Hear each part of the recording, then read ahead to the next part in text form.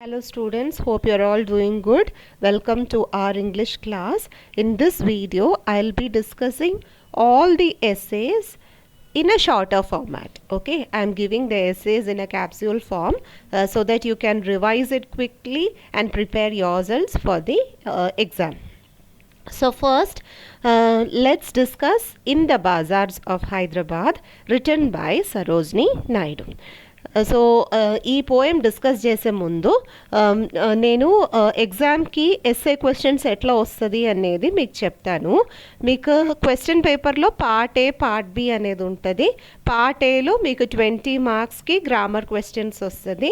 Part below 60 మార్క్స్కి మీకు SA questions ఉంటుంది. ఓకే, సో ఈ 60 మార్క్స్కి మీకు 2 ఫార్మాట్స్ ఉంటుంది. Some times they may give one essay for 15 marks. In that way you have to write 4 essays. 15 into 4 is equal to 60. Okay, in other cases they may also give 12 into 5, that is 60 marks. Okay, so 5 essays రాయడానికి వాళ్ళు అడిగితే ఒక్కొక్క ఎస్సేకి 12 marks అనేది ఉంటుంది. So దీంట్లో ఏ format వస్తుంది అనేది మనం చెప్పలేం కాబట్టి మీరు అట్లీస్ట్ 5 ఎస్సేస్ అయినా ప్రిపేర్ చేస్తే you can score good marks in your exam. Okay, so important essays discuss చేస్తాను, క్విక్గా రివైజ్ చేసుకొని వెళ్ళిపోతాను. ఇప్పటి వరకు మీరు క్లాసెస్ అంతా విని ఉంటుంది, మనం క్లాస్లో కూడా చాలాసారి డిస్కస్ చేసాము ఎస్సేస్, గ్రామర్ అన్నీ. సో కొంతమంది రెగ్యులర్గా అటెండ్ చేయలేని వాళ్ళకు అట్లీస్ట్ ఎగ్జామ్ ప్రిపరేషన్ కోసం ఇది హెల్ప్ చేస్తుంది అని నేను ఈ వీడియో చేస్తున్నాను. So listen to me. First poem in the bazaars of Hyderabad, written by Sarojini Naidu. Sarojini Naidu is an Indian English poet. She was called the Nightingale of India. She played an active role in the Indian freedom struggle. Most of her poems reflect the nationalistic feelings. This poem, In the Bazaars of Hyderabad, is no exception to her nationalistic feelings. Also, this poem is written in the light of Swadeshi movement. So, you know, Sarojini Naidu anedi okay, Indian English writer. She is from Hyderabad. She is a Bengali but brought up in Hyderabad. Her father used to teach in Nizam's college. She is an important leader in Indian freedom struggle. ఆమె రాసిన పోయంలో అన్నిట్లో మనకు patriotic feeling కానీ లేదంటే nationalistic feelings కానీ క్లియర్గా కనిపిస్తుంది. So in the bazaars of Hyderabad కూడా మనం ఇండియన్ ఫ్రీడమ్ మూమెంట్ది బ్యాక్గ్రౌండ్ పెట్టుకొని చదివితే మనకి ఇంకా క్లియర్గా అర్థమవుతుంది. ఓకే, సో ఈ పోయం సరోజిని నాయుడు ఎప్పుడు రాశారు? స్వదేశీ మూమెంట్ టైంలో రాశారు. స్వదేశీ మూమెంట్ అనే దాని ఎయిమ్ ఏంటి? We have to promote Indian products and say goodbye to foreign products అనేది. ఓకే, సో ఈ పోయంలో కూడా సరోజిని నాయుడు ఏం ప్రమోట్ చేస్తున్నారు?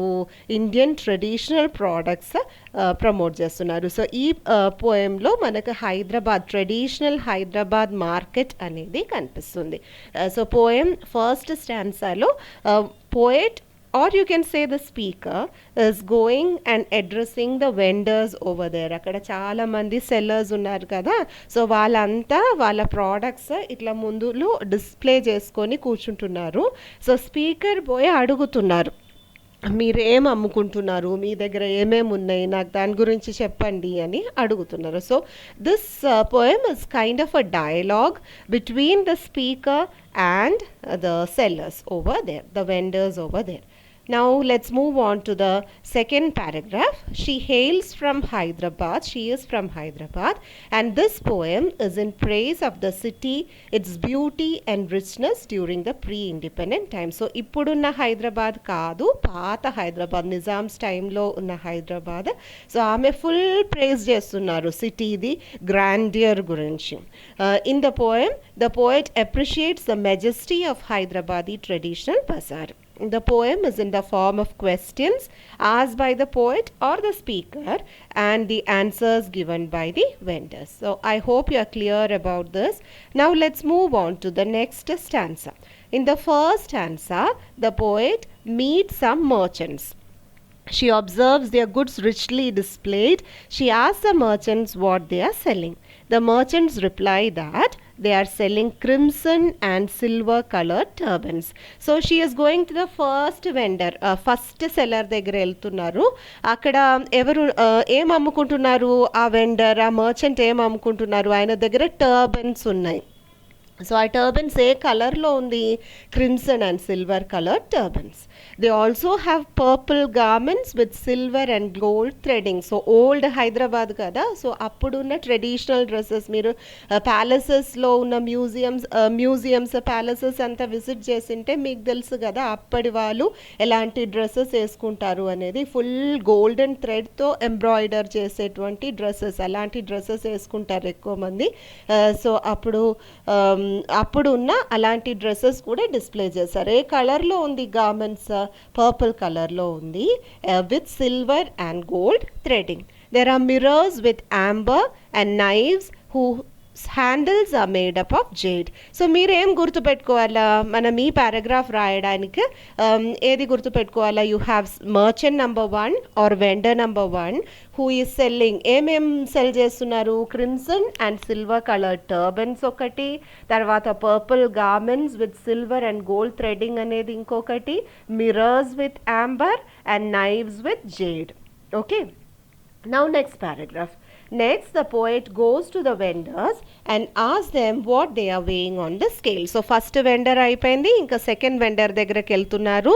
They reply saffron, pulses and rice. So ఆ వెండర్ దగ్గర ఏముంది, saffron ఉంది, pulses ఉంది, rice ఉంది. ఓకే, నెక్స్ట్ షీ ఆస్ the maiden what they are grinding. So ఆ వెండర్ పక్కన ఎవరు కూర్చున్నారు, మెయిడన్ కూర్చున్నారు. ఓకే, సో మెయిడన్ ఏమో గ్రైండ్ చేస్తున్నారు. What are the maidens grinding? The maidens reply that they are grinding sandalwood, henna and spices. She meet salesmen and ఆస్ them what they are calling out loudly. So maiden దగ్గర పోయి మెయిడన్తో మాట్లాడుకున్నారు. ఇంకెవరి దగ్గర వెళ్తున్నారు, ఆమె పక్కన, ఆ మెయిడన్స్ పక్కన ఇంకా సేల్స్ మ్యాన్ ఉన్నారు.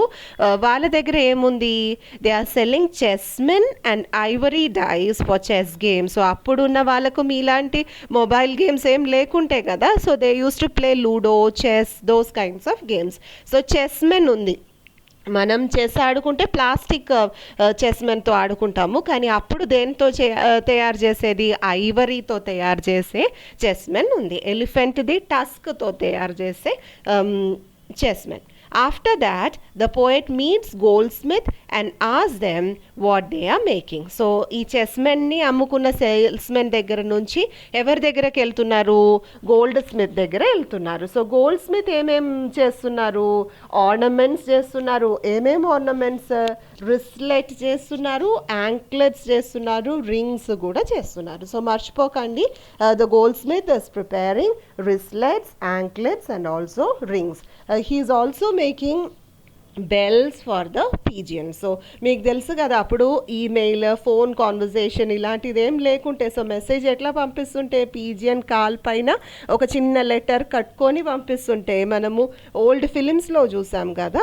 సో అట్లా పంపించిన పీజియన్కి ఏం కట్టాలా, బెల్ కూడా కట్టాలి. సో ఆ బెల్ చాలా డెలికేట్గా ఉండాలి. ఒక డ్రాగన్ ఫ్లైది వింగ్ అలా చాలా డెలికేట్గా, లైట్ వెయిట్గా ఉండాలి. సో అలాంటి బెల్ కూడా దేంతో తయారు చేస్తున్నారు, గోల్డ్తో తయారు చేస్తున్నారు. They are also making bells of gold for the dancers. Dancers వేసేటువంటి గోల్డెన్ బెల్స్ కూడా తయారు చేస్తున్నారు. అప్పుడు కోర్ట్ డాన్సర్స్ చాలామంది ఉంటాయి కదా, సో వాళ్ళకి వేసుకోవడానికి గోల్డ్తో బెల్ట్ తయారు చేస్తున్నారు.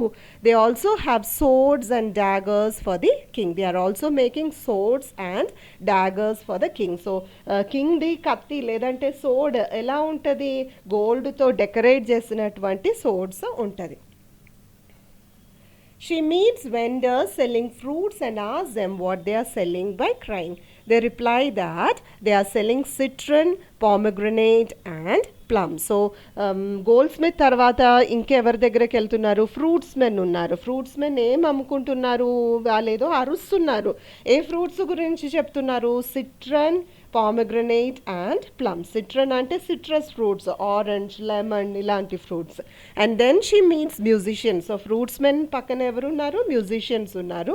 వాళ్ళ దగ్గర ఏమేమి మ్యూజికల్ ఇన్స్ట్రుమెంట్స్ ఉన్నాయి, sitar, sarangi and drum. After that she sees magicians. They are chanting. What are they chanting? They are chanting magic spells for aliens to help them show their magic tricks. So future గురించి వాళ్ళు chant చేస్తున్నారు. Finally she reaches flower girls and asks them what they are weaving with bright blue and red threads. So last లో ఎవరి దగ్గరికి వెళ్తున్నారు, కొంతమంది flower girls ఉన్నారు. వాళ్ళు ఏం తయారు చేస్తున్నారు, వాళ్ళు బ్రైడ్ గ్రూమ్ కోసం క్రౌన్స్ తయారు చేస్తున్నారు.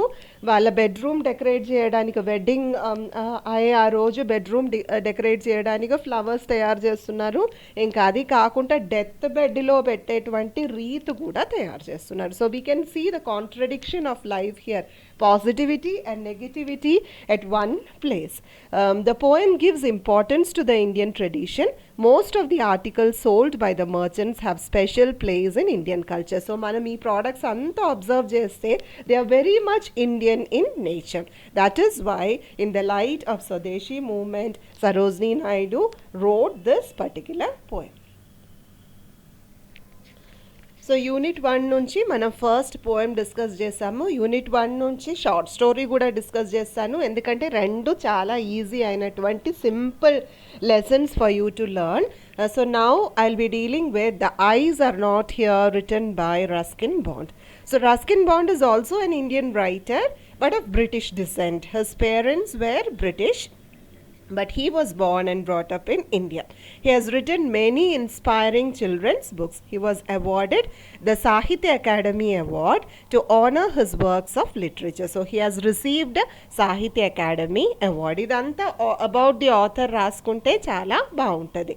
The Eyes Are Not Here is a short story written by Ruskin Bond. The Eyes Are Not Here anedi a collection nunchi teeskocharu, contemporary Indian English stories అనే కలెక్షన్ నుంచి తీసుకొచ్చారు. ఇంక ఈ story మీకు చాలా గుర్తుంటుంది, సింపుల్ అయిన స్టోరీ, చాలా టచింగ్ అయినటువంటి స్టోరీ. సో మీరు అసలే మర్చిపోలేరు. సో ఈ స్టోరీలో ఎవరెవరు ఉన్నారు characters? There is a speaker, there is a narrator who is blind, and also a girl whom we don't know much about, but in the end of the story we realize that she is also blind. So this is a very popular story by Ruskin Bond about two blind persons who happen to meet on a short train journey. Oka chinna short train journey lo iddaru kalustunnaru, narrator and also the girl. Okay, so it is a great example of irony, as both persons, a young man and a young girl, are visually challenged, but they show that they aren't. So iddaru visually challenged kani iddaru aa vishayam hide chestunnaru valliddaru madhyalo. They are not revealing that they are visually challenged. The eyes of the narrator are sensitive to light and darkness. In the story, he is travelling by train to Dehradun. The narrator is alone in the compartment. He meets a girl in the train. Her parents bid her farewell and counsel her on her safety. They direct her on where to store her possessions, not to lean out the window and to avoid strangers. So starting లోనే మనకేం తెలుస్తుంది, ఈ narrator ఆ man blind అనేది మనకు తెలుస్తుంది, కానీ girl గురించి మనకు సస్పెన్స్గా పెడుతున్నారు రైటర్. సో గర్ల్ వచ్చేదంతా ఎవరు అబ్జర్వ్ చేస్తున్నారు, కీన్గా నెరేటర్ అబ్జర్వ్ చేస్తున్నారు. సో గర్ల్ ది పేరెంట్స్ ఫేర్వెల్ చేస్తున్నారు. They are very much worried about her safety. ఆమె పొజిషన్స్ బ్యాగ్స్ అంతా ఎక్కడ పెట్టుకోవాలా, స్ట్రేంజర్తో మాట్లాడకూడదు. సో ఇలాంటి విషయాలంతా ఎవరు చెప్తున్నారు, ఆమెతో పాటు వచ్చిన వాళ్ళు చెప్తున్నారు. He initiates conversation and develops an interest in the girl gradually. So writer కాదు నెరేటర్ బ్లైండ్ అనే విషయం హైడ్ చేసుకొని ఆ గర్ల్తో మాట్లాడడం స్టార్ట్ చేస్తారు. So he is behaving like a person who can see properly. The narrator inquires about her trip to Dehradun. The girl was not actually aware of another person's presence in the compartment. So ఇక్కడ అంతా writer మనకి hint ఇస్తున్నారు, కానీ మనం అసలే ఊహించలేము girl కూడా blind అనేది. So girl was shock to know that there is another person in the compartment. She is taken aback by the voice. She had assumed that she was alone in the cabin. The girl informed him that she would be traveling to Saharanpur to meet her aunt. So where is the girl traveling to? She is traveling to Saharanpur. ఈ Ruskin bond రాసే novels అయినా short stories అయినా, he places all those writings in the vicinity of Dehradun. To attract the girl, he skillfully hides his blindness. Throughout the conversation, the narrator maintains the conscious pretense of having an excellent vision. The narrator speaks about Missouri, the destination he was on his way to. So narrator ఎక్కడికి వెళ్తున్నారు? మజూరికి వెళ్తున్నారు. ఇంకా ఆయనకి కళ్ళు కనిపించదు అనే విషయం ఆయన హైడ్ చేసుకొని ఒక కళ్ళు కనిపించిన వ్యక్తి ఎలా ఆయన బిహేవ్ చేయడానికి ట్రై చేస్తారు. ఆయన ఏమేమో బయట మంచి సీనరీ చూసినట్టు అంత మాట్లాడతారు. He describes the area's beauty in October as if he has seen it with his own eyes. Following some more fascinating conversation, the narrator boldly informs her that she has a fascinating face. So prakriti gurinchi, nature గురించి అంతా మాట్లాడిన తర్వాత ఆయన ఏం comment చేస్తారు? ఆ గర్ల్ది face చాలా fascinating అనేది చెప్తారు. She says that many have commented that she has a pretty face. While they continue with their conversation, the train arrives at her destination and bids farewell. So వాళ్ళు ఇట్లా మాట్లాడుతూ పోతున్నప్పుడు ఆమె డెస్టినేషన్ వస్తుంది, ఆమెకు దిగడానికి ఉన్న ప్లేస్ వస్తుంది, ఆమె దిగి వెళ్ళిపోతుంది. A male passenger enters the compartment shortly after she departs. The narrator learns of the girl's blindness from that man. The narrator is taken aback by this revelation. So ever ektaru malli oka male passenger ektaru. So this narrator is very much fascinated by the girl. So he wanted to know how she looked like. So she asks this man who gets from this Saharanpur station how the girl looks like. So ఆయన ఏం చెప్తారు? ఆమె చూడ్డానికి చాలా అందంగా ఉంది, ఆమె eyes ఇంకా బాగుంటుంది, కానీ ఆ ఐజ్తో ఆమెకి ఏమీ యూస్ లేదు అనేది చెప్తారు. Because she is also visually challenged. This story definitely seems to deal with issues of human perception. The narrator thinks that he is brilliantly fooling the girl. So మనం అనుకున్నట్టు కాదు వేరే వాళ్ళ లైఫ్, మనం ఏదో జడ్జ్ చేస్తాము. So we should never judge people. their lives are their own and our lives is ours. అది మనం అర్థం చేసుకోవాలి. వేరే వాళ్ళ లైఫ్ గురించి మనం ఏం మాట్లాడడానికి ఉండదు, ఏం జడ్జ్ చేయడానికి కూడా మనకు రైట్ లేదు, అది అర్థం చేసుకోవాలి. సో మనం అనుకున్నట్టే కాదు వాళ్ళ life. He learns a valuable lesson about the influence of initial perceptions we have about the world and other persons.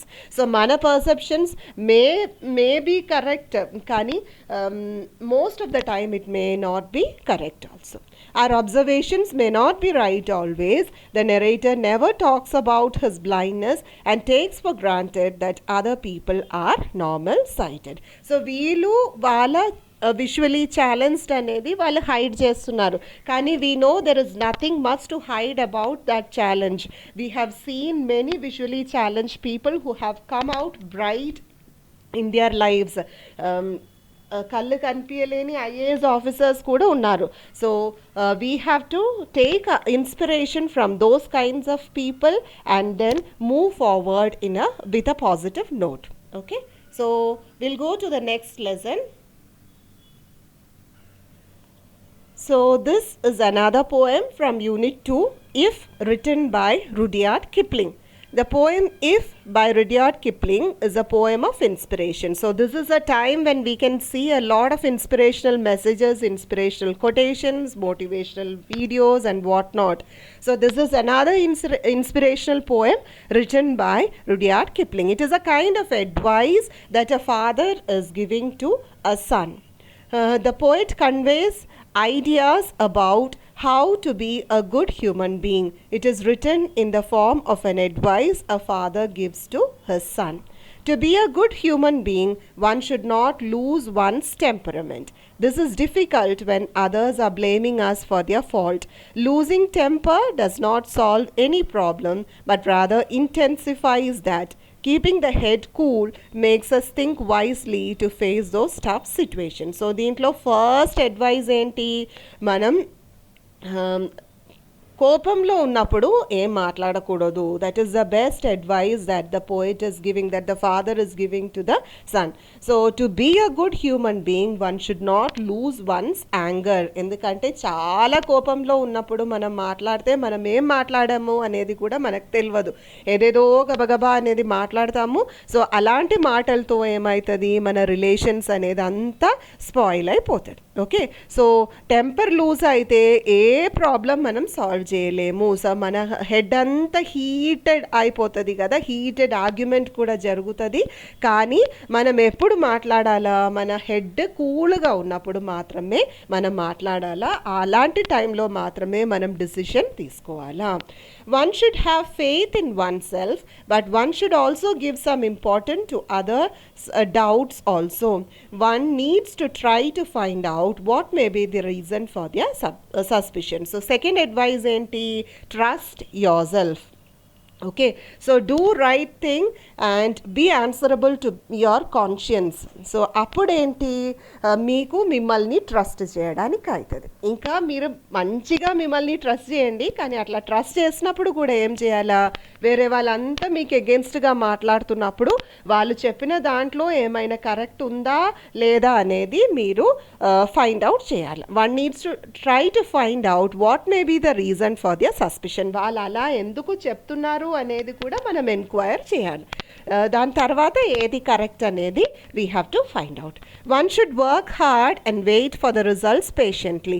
One should not get tired by waiting. People may lie about us to others, but we should always remain truthful. So మనం ఎప్పుడు truth మాత్రమే చెప్పాలా.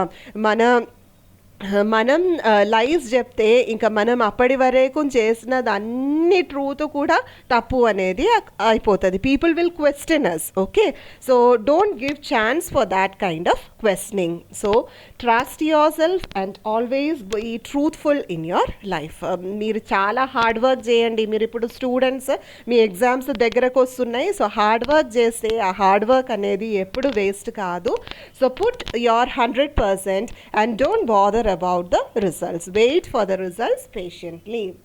The author says that people may show their hatred towards us, yes yet we should not hate them. So ఒక్కొక్కరు వాళ్ళ బ్యాక్గ్రౌండ్ని బట్టి, వాళ్ళ mental స్టేట్ని బట్టి వాళ్ళు బిహేవ్ చేస్తూనే ఉంటుంది. కానీ వాళ్ళు మనల్ని హేట్ చేసినా కూడా మనం వాళ్ళ గురించి అసలే పట్టించుకోవడానికి లేదు. మనకు ఒక క్యారెక్టర్ అనేది ఉంటుంది, మనం అది చేంజ్ చేయకూడదు. మన ఇండివిజువాలిటీ అనేది మనం చేంజ్ చేయకూడదు. So let's not hate them, they are showing their character. So let us show our character, that is the good character that we have.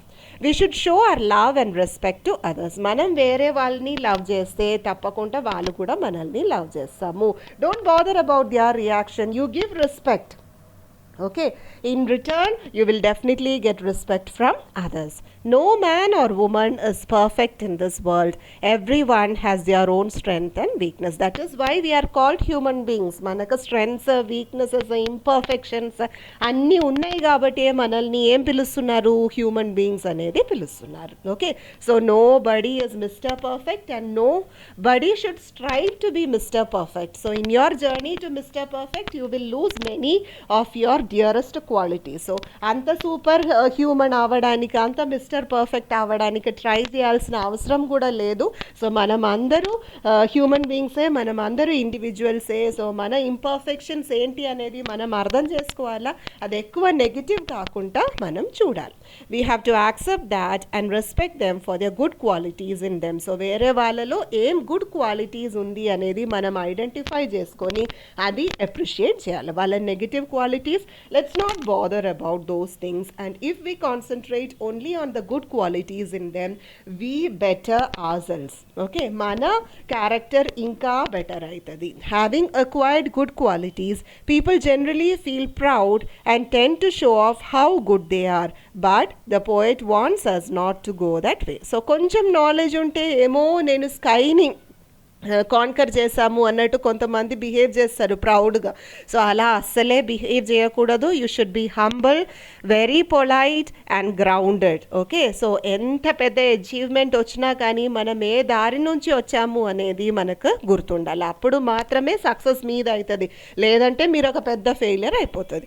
To do something bigger we should dream first, but the poet also reminds us not to be guided by unrealistic dreams. So dreams, goals అంత మంచిదే, కానీ అది ఎలాంటిది అవ్వాలా, చాలా relevant అయినటువంటిది అవ్వాలా, చాలా practical అయినట్టు ఉండాలి. అన్రియలిస్టిక్ అయిన డ్రీమ్స్ పడుకొని చూస్తే ఇంకా మీ లైఫ్ కూడా అలానే సినిమాలా అయిపోతుంది. Okay, so let it be very realistic.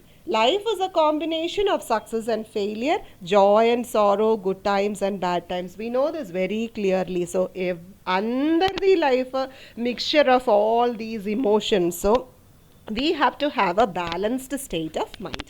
Here the poet personifies triumph and disaster and calls them two imposters. So triumph, disaster ఇద్దరు చీటర్స్ అని చెప్తున్నారు. ఎందుకంటే ట్రయంఫ్ వచ్చినప్పుడు మనం ఏమనుకుంటాము, నేను సక్సెస్ అయ్యాను, ఐఎమ్ గ్రేట్ అనేది అనుకుంటాము. సో అది కూడా ఎలాంటి ఫీలింగ్, ఒక ఫాల్స్ ఫీలింగే. డిసాస్టర్ అయినప్పుడు ఏమవుతుంది, అయ్యో డిప్రెస్ అయిపోతుంది, ఇంకా నా లైఫ్ ఇక్కడే ఆగిపోతుంది, ఎండ్ అయిపోతుంది అనేది అనిపిస్తుంది. సో అది కూడా ఏంటి, it is also kind of Maya. Okay, so you should not fall for these two imposters, two cheaters. People become too happy in success and forget their duty at hand.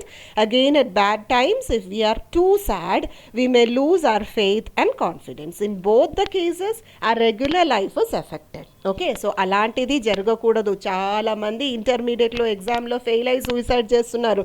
Poor things, they don't know that life doesn't end there. ఈ ఎగ్జామినేషన్స్కి అంత పెద్ద value ఇవ్వడానికి కూడా అవసరం లేదు. మనం చదవాలా, హార్డ్ వర్క్ చేయాలా, కానీ ఒక్కసారి ఫెయిలియర్ అయితే ఏంటి, లైఫ్ అక్కడ ఆగిపోతుందా? అసలే ఆగదు. మనం పెద్దగా అయిన తర్వాత మనకు అర్థమవుతుంది, ఆ 10th క్లాస్ మెమోలో ఉన్న మార్క్స్తో మనకేం పని ఉంది, ఇంటర్మీడియట్లో ఉన్న మార్క్స్తో మనకేమైనా జాబ్ వస్తుందా, లేదంటే మన క్వాలిటీ ఆఫ్ లైఫ్ ఏమైనా డిసైడ్ చేస్తుందా? అట్లేం లేదు. If you fail once, prepare well the next time and write the exam in a better manner. The poet talks about the capability of taking big risks to achieve much greater success. So లైఫ్లో తప్పకుండా adventure అనేది ఉండాలా, risk అనేది ఉండాలి, అప్పుడు మాత్రమే success మీద అవుతుంది. We should stay in touch with people from every class of the society. We should build ourselves strong enough mentally and physically. So we should be very tough. Experiences make us tough. Okay, so సొసైటీలో అన్ని స్థాయిలో ఉన్న వాళ్ళతో ఒకేలాగా behave చేయాలి. ఇప్పుడు ఉన్న trend ఏంటి, మంచి వాళ్ళు పని ఉన్న వాళ్ళతో ఏంటి, యూజ్ అండ్ త్రో కదా. We make use of them and then throw them when we don't need them. So అలాంటి యాటిట్యూడ్ అనేది అస్సలే ఉండకూడదు. Okay, so you should have a good character. You should learn to respect everyone in a same manner, people of every class, caste, religion, whatever. So next one is Seeing People Off, written by Max Beerbohm. Max Beerbohm was an English writer and caricaturist. He draws caricature, that's why he is called caricaturist. Cartoons అలాంటిది వేస్తున్నందుకు caricaturist అనేది చెప్తున్నారు. He is popular for his witty essays. You have an essay written by Max Beerbohm, but the essay looks like a short story. So that is his technique. It is very much witty, very intelligent humor. He also worked as a drama critic and also as a radio broadcaster. In Seeing People Off, Max Beerbohm talks about the awkwardness people generally face while bidding goodbye to our dearest ones while they are going to faraway places. People generally turn up at railway stations if the friend is dearer, the journey is longer, and the likely absence is longer. However, such moments are usually sad. Even if the departing friend asks us not to come to the railway station, people go for leave taking. There is no meaningful conversation, people talk to the departing friend just for the sake of talking. So you might have witnessed these kinds of incidents in your life too. You might have been part of these kinds of incidents also. Send off అనేది 10th క్లాస్లో send off ఎట్లా ఉంటుంది, చాలా బాధగా అనిపిస్తుంది కదా. ఇన్ని years మంచిగా ఫ్రెండ్స్తో పాటు ఎంజాయ్ చేసి చదివిన తర్వాత వాళ్ళు వెళ్ళిపోతే, మన దగ్గర నుంచి వేరే స్కూల్కి వెళ్ళిపోతే, వేరే కాలేజెస్కి వెళ్ళిపోతే హార్ట్ బ్రేక్ అయినట్టే అనిపిస్తుంది. ఓకే, సో అలాంటి మూమెంట్లో మనకి ఏమైనా మాట్లాడాలంటే కూడా కరెక్ట్గా వర్డ్స్ రాదు, because intensely emotional situations. Okay, so this writer is talking about such a kind of situation. The narrator recollects such an incident that happened in his life when his friend was going to America from Houston. So, ఆయన friend America నుంచి హ్యూస్టన్కి వెళ్ళినప్పుడు ఇలాంటి ఒక emotional incident జరిగింది అనేది గురించి writer ఈ లెసన్లో చెప్తున్నారు. All his friends had a farewell party on the eve of his friend's journey and they went for his leave taking in the railway station. All of them were self-conscious and his friends appeared to them as a stranger. They were emotional. They made some routine conversation and the scene was emotionally intense. So ఈ ఫ్రెండ్స్కి అంతా ఏంటి, ఒక bye bye party ఇస్తారు కదా, ఇప్పుడైతే అమెరికాకి వెళ్తున్నప్పుడు ఫంక్షన్ హాల్లో పార్టీ ఇస్తున్నారు ఒక్కొక్కరు. ఓకే, సో ఆ ఫేర్వెల్ పార్టీ అంతా అయిపోయిన తర్వాత ఏంటి, నెక్స్ట్ డే రైల్వే స్టేషన్లో ట్రైన్కి వెళ్తున్నారు ఈ బాబు అమెరికా నుంచి హ్యూస్టన్కి. సో ఫ్రెండ్స్ అందరూ అక్కడ కలిసారు. వాళ్ళు చాలా సెల్ఫ్ కాన్షియస్గా ఉన్నారు. ఏం మాట్లాడాలంటే కూడా వాళ్ళకు ఏం వర్డ్స్ రావట్లేదు, చాలా ఇమోషనల్గా సాడ్గా ఉన్నారు. Meanwhile, the writer noticed a middle-aged man from the platform talking earnestly to a young lady in the train. They were not father and daughter, as the man looked like an English and the young lady an American. So, ఇట్లా చాలా సాడ్గా ఉన్నప్పుడు మనం కొంచెం sadness పోవాలని పక్కన అటు ఇటు చూస్తారు కదా. అట్లా చూస్తున్నప్పుడు రైటర్కి ఎవరు కనిపించారు, ఒక మిడిల్ ఏజ్డ్ మ్యాన్ కనిపించారు. మిడిల్ ఏజ్డ్ మ్యాన్ ఎవరికి బాయ్ బాయ్ చెప్తున్నారు, ఒక యంగ్ లేడీకి బాయ్ బాయ్ చెప్తున్నారు. So he felt very curious. They are not father and daughter, then what may be the relation between them? ఆయనని చూస్తే ఒక ఇంగ్లీష్ మ్యాన్ ఎలా ఉంది, ఆమె ఒక అమెరికన్ ఎలా ఉంది. So the man appeared to be magnetic and familiar to the writer. చాలా మ్యాగ్నెటిక్ పర్సనాలిటీ, ఆయన చూస్తేనే చాలా అట్రాక్టివ్గా అనిపిస్తున్నారు, ఇంకా నాకు ఎక్కడో తెలిసినట్టు కూడా అనిపిస్తుంది. Suddenly the writer could remember that the man was Hubert Le Ros. So సడన్గా రైటర్కి ఏం గుర్తొచ్చింది, అయ్యో ఇది హ్యూబర్ట్ లే రాసే కదా అని గుర్తొచ్చింది. He has changed a lot. Le Ros was an excellent actor, a man of sober habit. It was 7 or 8 years ago that the writer met him for the last time. So ఎవరు ఈ Hubert Le Ross? ఆయన చాలా మంచి ఒక drama actor. So ఆయనని కలిసి 7-8 years అవుతుంది. So ఆయన చాలా మారిపోయారు కూడా, ఆయన పర్సనాలిటీ అంతా చేంజ్ అయింది, ఆయన లుక్స్ అంతా చేంజ్ అయింది. So he was not able to relate. He was not able to identify the person. And then Leigh Ross had borrowed half a crown from the writer, but he looked different when seen in the railway station. He looked so prosperous and wild. He wore different kinds of clothes when compared to the fur coat that he used to wear earlier. So appudu unnattu kaadu, ఆయన dressing sense మారిపోయింది, ఆయన looks మారిపోయింది, అన్నీ మారిపోయింది. అందుకే రైటర్కి తొందరగా identify చేయడానికి కూడా కాలేదు. After seeing off his friend, the writer met Leigh Ross. Leigh Ross was delighted to see the writer. The man immediately returned half a crown to the writer. So Leigh Rossకి బాగా గుర్తుంది, రైటర్ని చూస్తే వెంటనే ఏంటి అప్పు తీసుకున్న మనీ ఇచ్చేశారు. The writer was curious to know if the young lady was Leigh Ross' friend. He was taken aback to know that Leigh Ross had met the lady only that morning. So ఎవరు ఆ young lady, మీ close ఫ్రెండా, మీకు ఏమైనా relation ఉందా ఆమెతో అనేది అడుగుతారు. Because their farewell looked very beautiful. సినిమాలో షారూఖ్ ఖాన్ ఫేర్వెల్ ఇచ్చినట్టే అనిపించింది. సో ఎవరు ఆ లేడీ అనేది అడుగుతున్నారు. He was a part of AASB, an association which supplies English friends to bid farewell for Americans for £5. Many Americans did not have friends in England, so literally they would not have anyone to see them off.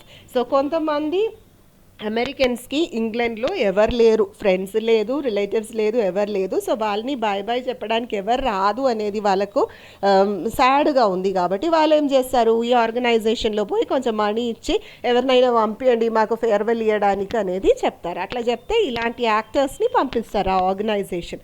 So in order to prevent themselves from feeling bad, they hire people from ASB to see them off. Okay, so that is a technique. The whole prose depicts an ordinary daily scene. At the same time, it reveals the social absurdity with humor, elegancy, and wit. So this is a kind of nonsense, kada. It's a kind of foolish situation. That's why it's a social absurdity. And how is it presented? It is presented with humor, elegance, and wit. We find it very interesting to read. Okay, it's an elegant piece of writing. Yeah, this one is On His Having Arrived at the Age of 23, written by John Milton. So John Milton is one of the very important writers in British literature. He is considered most significant English author after William Shakespeare. He has written Paradise Lost and also Paradise Regained. Both of them are epic poem in English. On His Arrival at the age of 23 was most likely written in 1632 at a crucial time in Milton's life after his graduation from Cambridge. So Milton Cambridge University నుంచి graduation తీసుకున్న తర్వాత ఆయన లైఫ్లో ఇంకా ఏం చేయాలా అనే ఒక క్రూషియల్ టైంలో ఆయన రాసిన పోయం ఇది. The poem seems to show the concerns that Milton had about his career when he was young and still hadn't chosen his own way of life. So graduation అయిపోయిన తర్వాత అది కూడా క్యాంబ్రిడ్జ్ నుంచి అప్పుడు అయిపోయిన తర్వాత ఆయనకు వెంటనే జాబ్ రావాలి. So he was not settled. So at that crucial point of life he is thinking about his future.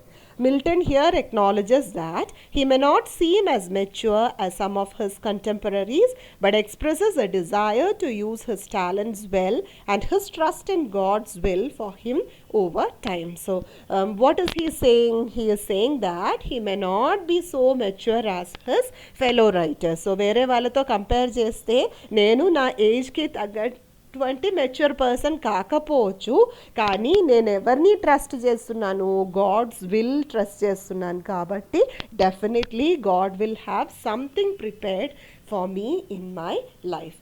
In this poem the poet blames time for stealing away his youth. Time as a bird is flying away. He regrets that time is a thief which has stolen his 23 years in a hurry. Time quickly passes. It will not wait for anyone. So మీకు కూడా time చాలా precious. మీకు ఇంకా కొన్ని డేసే ఉన్నాయి, 17th exam వస్తుంది. So maximum utilisation of time, precious time. So ఈయన టైంని ఏం పిలుస్తున్నారు, ఒక దొంగ అన్నట్టు పిలుస్తున్నారు. నువ్వు నా 23 years అంతా తీసుకొని ఎక్కడికో వెళ్ళిపోయినావు, ఎందుకట్లా వెళ్ళిపోయినావు, ఒక బర్డ్ అలా పారిపోయినావు, you have flew away. The narrator recognizes that time is going by very fast. He then compares his age to a late spring, no bud or blossom shoot. So ఆయన youth అనేది ఒక spring సీజన్తో compare అయితే అసలే ఆ spring సీజన్లో ఒక పూ రాలేదు, ఒక బడ్ కూడా రాలేదు. సో స్ప్రింగ్ సీజన్ నేచర్ ఎంత అందంగా ఉంటుంది, full flowers, different colours of flowers, different colours of buds, very beautiful scene. కానీ ఈయన లైఫ్లో మాత్రం ఏమైంది, ఒక్క ఫ్లవర్ కూడా రాలేదు, ఒక్క బడ్ కూడా రాలేదు. So nothing productive in his life. It was not very productive. He has not got enough opportunity to go in to a full career. They have not been many achievements in his life so far. అసలే achievements అనేది లేదు. Milton is rejecting his age. He mentions that he does not seem as old as he is. ఆయన ఏజ్కి తగ్గటువంటి knowledge, maturity అనేది ఆయనకు లేదు అనేది ఆయన యాక్సెప్ట్ చేస్తున్నారు. ఆయన అవుటర్ అపియరెన్స్ చూస్తే నేను చాలా మెచ్యూర్డ్ అన్నట్టు మీకు అందరికీ అనిపిస్తుంది, కానీ నేను అట్లా కాదు అనేది చెప్తున్నాను. He feels if he had got some more time to bring maturity in himself. నాకు ఇంకా కొంచెం టైం ఇస్తే మేబీ నా ఎక్స్పీరియన్స్తో నేను ఇంకా మెచ్యూరిటీ గెయిన్ చేస్తాను. In the couplet, the narrator shifts to a completely optimistic mindset. So అంత కంప్లైంట్ అందరినీ నువ్వు ఎందుకు అట్లా చేస్తున్నావు, ఎందుకు ఇట్లా చేస్తున్నావు అనేది అంతా చెప్పిన తర్వాత లాస్ట్లో చాలా ఆప్టిమిస్టిక్గా, చాలా పాజిటివ్గా ఆయన ఏం చెప్తున్నారు, నా everything happens for a reason. So he puts his trust in God and believes that whatever happens to him will be because of the great taskmaster's eye. So నా లైఫ్ ఇలా కావడానికి కూడా ఒక రీజన్ అనేది ఉంటుంది, దేవుడికి ఒక ప్లాన్ అనేది ఉంటుంది. That is what John Milton is saying. He does not have any regrets against it. There is no conflict between man's desire and God's will. He asserts his complete faith in God and wishes to be guided by the divine will. So I am ready to wait for God's will. So definitely he will have a good decision about my life. Last one is Shyness, My Shield, taken from Mahatma Gandhi's autobiography, The Story of My Experiments with Truth. So shyness my షీల్లో మహాత్మా గాంధీకి public speech deliver చేయడానికి ఎంత hesitation ఉంది, ఎంత షైనస్ ఉంది అనేది గురించి ఆయన చెప్తున్నారు. సో కొన్ని ఇన్సిడెంట్స్ వివరిస్తున్నారు. ఒక ఇన్సిడెంట్లో ఏంటి, వెజిటేరియన్ సొసైటీలో ఎగ్జిక్యూటివ్ మెంబర్గా ఉన్నప్పుడు గాంధీజీ మాట్లాడడానికి ఎంత ఇబ్బంది పెట్టారు అనేది మనకు అర్థమవుతుంది. For instance, when Gandhiji was studying law in England, he became a member of the Vegetarian Society. He was elected to its executive committee, but he never opened his mouth during his meeting. So ఆ మీటింగ్లో అసలే ఎప్పుడు నోరే తెరవలేదు. He never dared to speak. So by the time he started to speak, a new subject would have started. So అంత ఆలోచించుకొని అట్లా మాట్లాడే వరకు వేరే వాళ్ళు ఇంకొక టాపిక్కి వెళ్ళిపోతారు. So this hesitation to speak went on for a long time. In the meantime, the Vegetarian Society faced a serious situation because of the differences between two persons, Mr. Hills and Dr. Ellison. So Vegetarian Society లో ఒక పెద్ద problem అనేది వచ్చింది. ఇద్దరి మధ్యలో గొడవ అయింది, mister Hills, doctor Ellison. Mister Hills అనేది ఎవరు, president of vegetarian society. So ఆయన ఒక conservative. Many members of the society were his followers. కానీ డాక్టర్ ఎలిసన్ ఎలాంటి వాడు, చాలా మోడర్న్ అయినటువంటి వ్యక్తి. He was an advocate of new birth control movement. కానీ హిల్స్కి బర్త్ కంట్రోల్ మూమెంట్ అనేది అసలే నచ్చలేదు. He believed in the morals of Christianity. So బైబిల్లో బర్త్ కంట్రోల్ చెప్పలేదు కాబట్టి సొసైటీలో అలాంటిది ఉండకూడదు అనేది ఎవరిది బిలీఫ్, మిస్టర్ హిల్స్ది బిలీఫ్. సో మిస్టర్ హిల్స్ ఏమనుకున్నారు, డాక్టర్ ఎలిసన్ని ఎక్స్పెల్ చేసేయాల గ్రూప్లో, ఆయన అసలే మన గ్రూప్లో ఉండకూడదు అనేది ఆయన డిసైడ్ చేశారు. కానీ అట్లా ఉట్టిగా తీసేయడానికి లేదు కాబట్టి వాళ్ళు ఒక ఎలక్షన్ అనేది పెడతారు. ఈ ఎలక్షన్ అనేది ఎట్లా జరుగుతుంది, ఒక్కొక్కరు వాళ్ళ ఒపీనియన్స్ అనేది మాట్లాడాలి. సో గాంధీజీ కూడా ఒక ఎగ్జిక్యూటివ్ మెంబర్ కాబట్టి ఆయన కూడా మాట్లాడాలా. కానీ he was not able to speak. He did not have any courage to speak. So someone else read his thought speech. In this voting doctor Allinson spoke. So Gandhiji చాలా బ్యాడ్గా feel అయ్యారు. నేను ఏమైనా కరెక్ట్గా మాట్లాడుతుంటే maybe I would have been able to save ఎవరు, doctor Allinson. Gandhiji's shyness to give public speech remain throughout his stay in England. In another incident, Gandhiji went to Ventnor with surgeon Mazumdar. అప్పుడు కూడా vegetarianism గురించి ఎక్స్టెంపర్గా, ఇంప్రాంప్టుగా అక్కడే చెప్పడానికి, స్పాంటేనియస్గా మాట్లాడడానికి చెప్పారు. కానీ he could not even think of speaking spontaneously. ఆయన ఒక ప్రిపేర్డ్ స్పీచ్ రాసుకొని తీసుకెళ్లారు, కానీ అది కూడా చదవడానికి అసలే కాలేదు. ఇంకెవరు చదివారు, అది సర్జన్ మజూమ్దార్ చదివారు గాంధీజీ కోసం. Gandhiji's last effort to make a public speech in England was on the eve of his departure for India. Then Gandhiji invited his vegetarian friends to dinner in Holborn restaurant. During the dinner, people gave speeches. So Gandhiji వెళ్ళిపోతున్నారు కాబట్టి అందరూ గాంధీజీ గురించి మంచి అభిప్రాయాలు తెలియజేశారు. కానీ Gandhiji in return speech ఇవ్వడానికి వెళ్తే ఆయన ప్రిపేర్ చేసిన ఒక్కటి కూడా ఆయనకు గుర్తు రాలేదు. He was not able to speak properly. So ఏదో నామకే వాస్తే ఒక సెంటెన్స్ చెప్పి ఆయన అక్కడ కూర్చుంటారు. It was only in south Africa that Gandhiji got over his shyness.